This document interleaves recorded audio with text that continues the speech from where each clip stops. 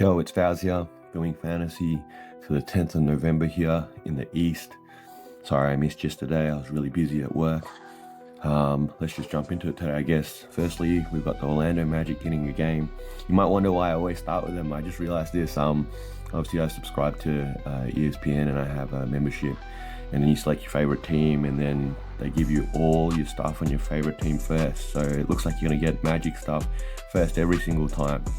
But Wizards visiting the Magic, obviously today here, Magic getting 2 wins in a row. Crazy, right? Beat up on one of the worst teams in the East here, and we sort of pat ourselves in the back perhaps. But 121 to 94 point winners here. Franz Wagner, again, I think it's maybe his third straight game, scoring 23 points today. Good to see him going.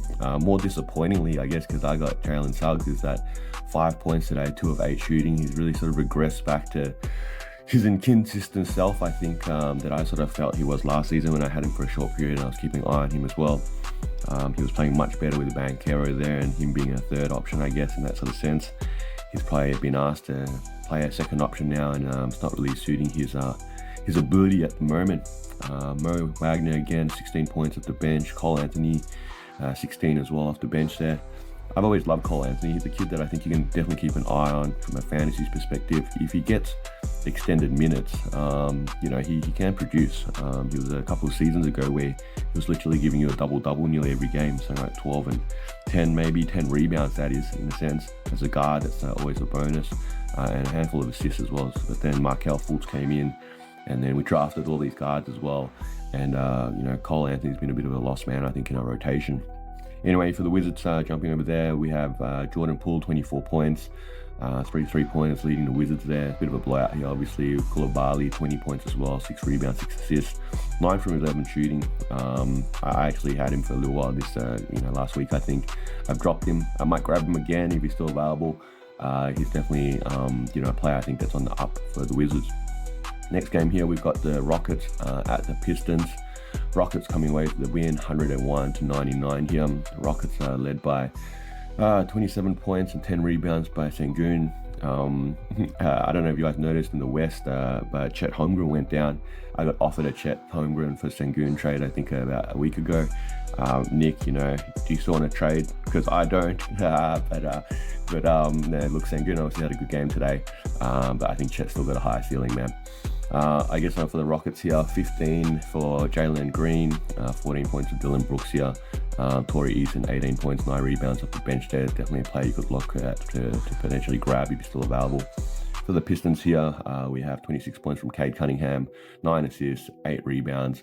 Right now, he's balling out. You got Cade Cunningham. You should be really, really happy, I think. Jaden Ivey, a bit of a quiet game today. 8 points, only of 15 shots. 15 points. Malik Beasley off the bench today. 16 points, 8 rebounds for Isaiah Stewart right now. He's getting extended run, obviously, because Jalen Duren is injured. He's probably a good candidate to stream, I guess, for the Pistons right now. The Bucks are hosting the Celtics today, 107 points to 113. Celtics winning on the road here. I don't know if you guys seen the article, the news, but I think Giannis pissed off Jaylen Brown a little bit today by being childish, as Jaylen Brown would put it. It's funny, it's the stuff that you get sort of worked up over. But you know what? I actually would take Jaylen Brown's side here. I know when I used to play, I was pretty intense there. Anyone that was on my team play would agree with that. So if someone tried to pull out on me, I'd be highly pissed off too, extra motivated to drop a few more points in that game, I think. But hey, look, getting back to the box score here, the Celtics here winning here, 31 points from Tatum, 12 rebounds as well. Good to have Jaylen Brown back, obviously a bit rusty, I think, 14 points of 13 shots right now. This team continues to ball. Peyton Pritchard, 18 points off the bench there, 5 threes. That's exactly what you'd hope from him, I think, with 60% from the field as well. For the Bucks here, man, you guys are 2-8 now. I don't know what point you guys, panic and stuff like that, but I think it's probably time to start really, thinking about what you need to shake this up. 43 points from Giannis, 14 points from Dame Lillard, 15 points from Portis. That's it. Maybe that's part of the problem why you guys aren't winning. Not much else besides Giannis, I think, and Dame on every second night, I think, in Milwaukee at the moment.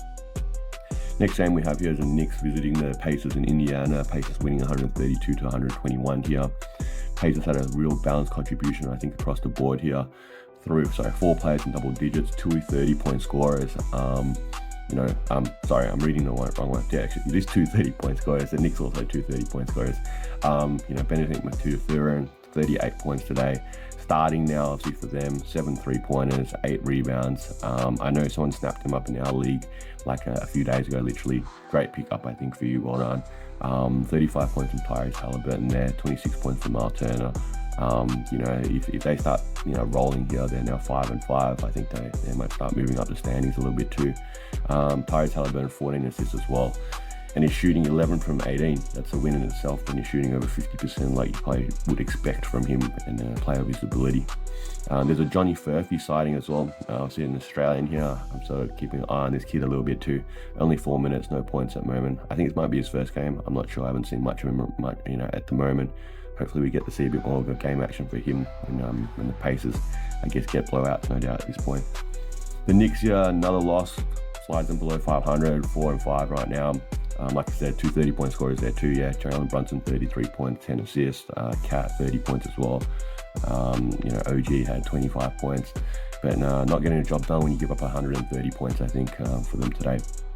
Last game here in the East is the Sixers beating up on the Hornets at home for the Sixers, 107-105. Man, it's actually a bit odd that you can see the Hornets losing today still have a better record, 4-6, whereas the Sixers here are 2-7 and playing catch up right now. But hey, look, they get a second W for the win, for the season. Important for them, no doubt. Paul George, 15 points here.